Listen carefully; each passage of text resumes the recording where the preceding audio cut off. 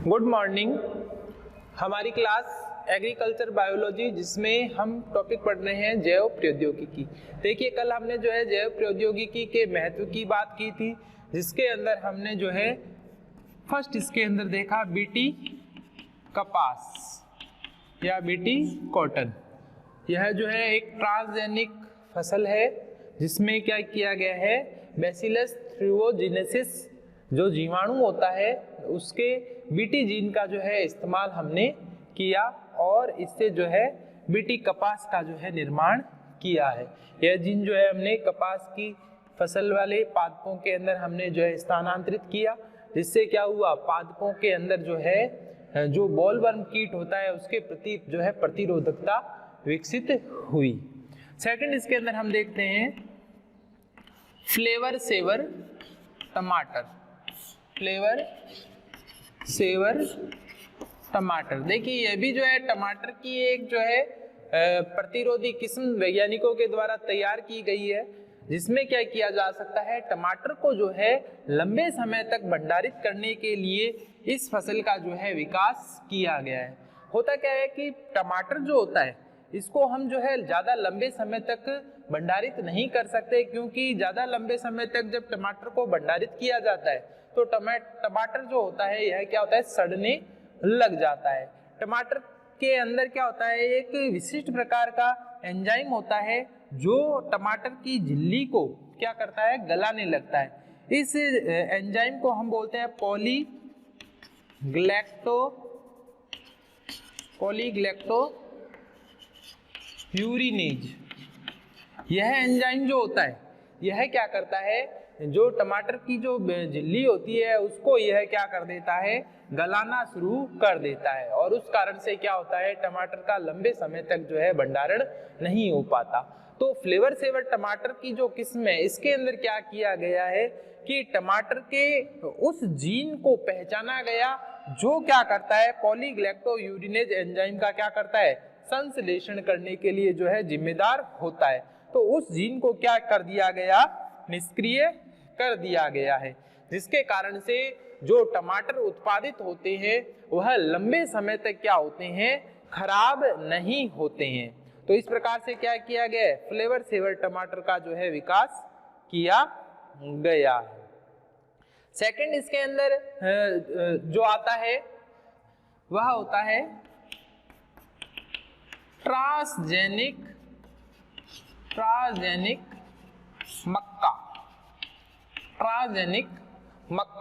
Transgenic मक्का जो है यह भी क्या है, वैज्ञानिकों के द्वारा तैयार की गई मक्का की रोग प्रतिरोधी किस्म है, जिसके अंदर क्या किया गया है, लाइसिन एमिनो अम्ल। लाइसिन क्या होता है, एक प्रकार विशिष्ट प्रकार का क्या होता है, एमिनो अम्ल होता है। तो लाइसिन एमिनो अम्ल की मात्रा को बढ़ाने वाले जो जीन होते हैं, यानी कि लाइसिन एमिनो अम्ल के द्वारा क्या था, प्रोटीन का विकास होता है, तो ऐसे जीन का क्या किया गया है, सक्रियकरण करवाया गया है जो क्या कर सके, ज्यादा मात्रा में जो है लाइसिन एमिनो अम्ल का जो है निर्माण कर सके, और लाइसिन वाले एमिनो अम्लों वाले जो प्रोटीन है उनका क्या किया जा सके, निर्माण किया जा सके। तो ऐसे जीनों को जो है मक्का की किस्म के अंदर जो है क्या किया गया है, स्थानांतरित किया गया है, जिसके फलस्वरूप क्या हुआ है कि ट्रांसजेनिक मक्का वाले किस्म वाले जो पादप हैं उनका जो है विकास किया गया। ठीक है, तो यह जो है ट्रांसजेनिक मक्का कहलाती है, या इसको ट्रांसजेनिक मक्का वाली किस्म कहा जाता है। फोर्थ इसके अंदर आता है पादपों में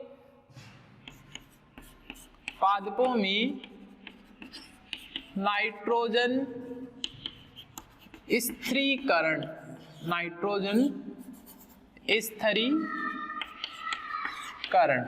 देखिए सामान्यतः क्या होता है कि लेग्यूमिनेसी के जो पादप होते हैं इनकी जड़ों के अंदर क्या होता है, मूल ग्रंथियां पाई जाती है, और इन मूल ग्रंथियों के अंदर क्या होता है, राइजोबियम जीवाणु पाए जाते हैं। राइजोबियम जीवाणु पाए जाते हैं, जो क्या करते हैं, वायुमंडल से नाइट्रोजन को ग्रहण करते हैं और इन्हें जो है नाइट्राइट में परिवर्तित करते हैं, नाइट्रेट में परिवर्तित करते हैं, और इस नाइट्रोजन का फिर क्या किया जाता है, पादपों द्वारा उपयोग किया जाता है। एक तरह से यह पादपों के अंदर क्या सहजीवी संबंध होता है। अगर ये राइजोबियम जीवाणु ना हो तो पौधे जो है नाइट्रोजन का स्थिरीकरण नहीं कर पाएंगे। तो इसीलिए क्या किया गया है कि जो जैव प्रौद्योगिकी है इसकी सहायता से पादपों में नाइट्रोजन स्थिरीकरण करने की प्रक्रिया को जो है क्या किया गया है, करवाया गया है। इसमें क्या किया जाता है कि ऐसे पादप जिनमें क्या होता है नाइट्रोजन स्थिरीकरण नहीं होता, उनमें क्या किया जाता है कि राइजोबियम जीवाणु से, एक राइजोबियम की प्रजाति है राइजोबियम मेलिलोटस, ये एक प्रजाति होती है राइजोबियम की, जिसमें क्या किया गया है, नाइट्रोजन स्थिरीकरण करने वाला जो जीन होता है जिसको हम निफ जीन कहते हैं, उस निफ जीन की जो है पहचान की गई और इस निफ जीन का स्थानांतरण जो है सामान्य पादपों के अंदर जिनमें नाइट्रोजन स्थिरीकरण नहीं होता उन पादपों की कोशिकाओं के अंदर करवाया गया, जिससे क्या हुआ कि उन पादपों में भी जो है नाइट्रोजन स्थिरीकरण की प्रक्रिया जो है वह आसानी से क्या हो सकती है, हो पाती है। तो इस प्रकार की जो फसलें होती है वह क्या करती है, सामान्य रूप से जो है नाइट्रोजन स्थिरीकरण की प्रक्रिया को कर सकती है। ऐसे जो पादप हैं इनके अंतर्गत गेहूं की कुछ किस्में विकसित की गई है, इसके अलावा चावल की जो कुछ किस्में हैं उनमें भी क्या करवाया गया है, नाइट्रोजन स्थिरीकारक जो निफ जीन है उसका स्थानांतरण किया गया है। तो इस प्रकार से क्या किया जाता है, पादपों में नाइट्रोजन स्थिरीकरण की प्रक्रिया को जो है करवाया जा सकता है। तो ऐसी किस्में जो है वैज्ञानिकों के द्वारा गेहूं व चावल की जो है विकसित की गई है। इसके अलावा फिफ्थ अपन इसके अंदर देखते हैं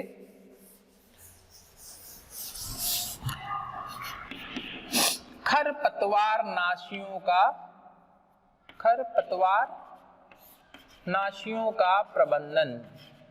खरपतवार क्या होती हैं, तो देखिए खरपतवार जो फसली पादप जब उगाए जाते हैं तो फसली पादपों के साथ साथ कुछ अनुपयोगी पादप भी जो होते हैं वह क्या हो जाते हैं, उग जाते हैं, और वह पादप क्या करते हैं, फसली पादपों के साथ साथ वृद्धि करके क्या करते हैं कि खेतों में से जो है उपयोगी तत्वों का क्या कर लेते हैं, अवशोषण कर लेते हैं, जिसके कारण से क्या होता है कि जो फसली पादप होते हैं उनको पूर्ण पोषण नहीं मिल पाता, और इस कारण से क्या हो जाता है, फसल उत्पादन जो होता है वह घट जाता है, वह क्या हो जाता है, घट जाता है, और क्या होता है, किसानों को जो है आर्थिक रूप से जो है नुकसान होता है। तो ऐसे खरपतवार नाशियों का प्रबंधन करने के लिए भी क्या किया गया है कि ऐसी रोग प्रतिरोधक जो फसलें होती है उनका विकास किया गया है, और उनके अंदर ऐसे ऐसे जीनों का स्थानांतरण किया गया है जिनके कारण से जब उन फसलों को उगाया जाता है तो उनके साथ जो खरपतवार उगते हैं वो अपने आप ही क्या हो जाते हैं, नष्ट हो जाते हैं। क्यों? क्योंकि उनको फिर पोषण नहीं मिल पाता। तो इस प्रकार से क्या किया गया है, खरपतवार नाशियों का भी जो है प्रबंधन जैव प्रौद्योगिकी के माध्यम से जो है करवाया गया है। इन पादपों के अंदर खरपतवार के प्रति क्या हो जाती है, प्रतिरोधकता जो है विकसित करवा ली जाती है। जैसे इसके अंतर्गत ग्लाइफोसेट प्रतिरोधकता आती है, ग्लाइफोसेट प्रतिरोधकता आती है जो तंबाकू तथा टमाटर के पादपों में जो है विकसित की गई है। तो तंबाकू और टमाटर के जो पादप होते हैं उनके अंदर क्या किया गया है, ग्लाइफोसेट प्रकार की जो है प्रतिरोधकता विकसित की गई है, जिसके कारण से जब इन पादपों को खेतों में उगाया जाता है तो इन पादपों के साथ खरपतवार जो होते हैं वह उग नहीं पाते हैं। तो इस प्रकार से क्या किया जाता है, खरपतवार के प्रति जो है प्रतिरोधकता विकसित करवा कर पादपों के अंदर हम जो है खरपतवारों का जो है नाश कर सकते हैं और फसल उत्पादन जो है ज्यादा से ज्यादा मात्रा में जो है प्राप्त किया जा सकता है। तो इस प्रकार से हम देखते हैं कि जैव प्रौद्योगिकी के अंतर्गत बहुत सारे ऐसे जो है उपयोग किए जा रहे हैं जिनके द्वारा हम फसलों में, पादपों में, फलों में, बीजों में जो है ज्यादा से ज्यादा क्या करवा सकते, फसल सुधार करवा करके जो है उनमें अधिक से अधिक उत्पादन को जो है तैयार करवा सकते हैं ताकि खाद्यान्न आपूर्ति जो है वह सुनिश्चित करवाई जा सके। इसके पश्चात एक इसके अंदर टॉपिक है एग्रो संक्रमण। एग्रो संक्रमण, देखिए एग्रो संक्रमण क्या होता है। तो एग्रो संक्रमण जो है इसके अंतर्गत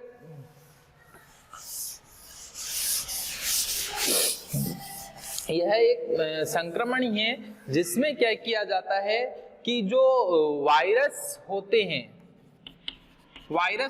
इनका संक्रमण जो होता है वह पक्षियों के माध्यम से अथवा कीटों के माध्यम से जो है किया जाता है। फसलों के अंदर वायरस का जो संक्रमण होगा वह पक्षियों अथवा कीटों के माध्यम से जो है किया जाता है।